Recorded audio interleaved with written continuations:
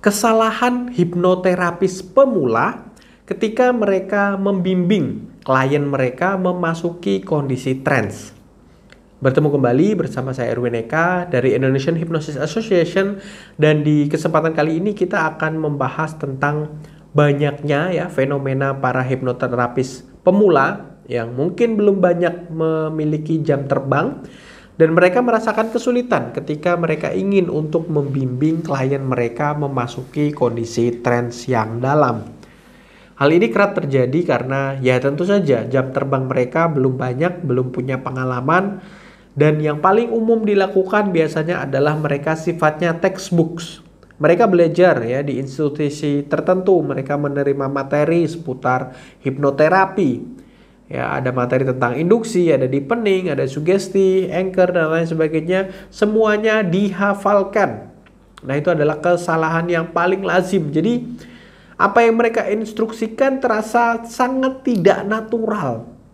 Bukan mereka. Biasanya hipnoterapi, satu sesi hipnoterapi itu akan diawali dengan pre-talk terlebih dahulu. Bertanya, saling tanya jawab.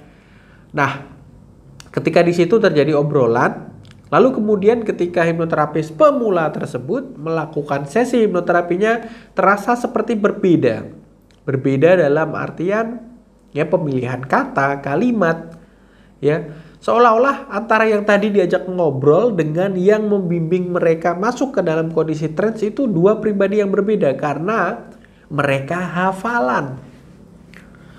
Atau banyak sekali dalam kondisi membimbing seseorang memasuki kondisi trance yang dalam tidak menyesuaikan dengan kondisi klien semacam seperti apa. Sering saya dalam membimbing seseorang masuk ke dalam kondisi trance yang dalam memanfaatkan apa yang menjadi keseharian klien tersebut. Jadi bukan hal yang jauh. Banyak sekali memang contoh-contoh masuk ke dalam kondisi deep trance itu adalah dengan membayangkan tempat yang indah, turun dari lift dan lain sebagainya. Ketika klien Anda tidak familiar dengan hal-hal itu dan Anda lakukan itu, maka sulit untuk memasuki kondisi trance yang dalam.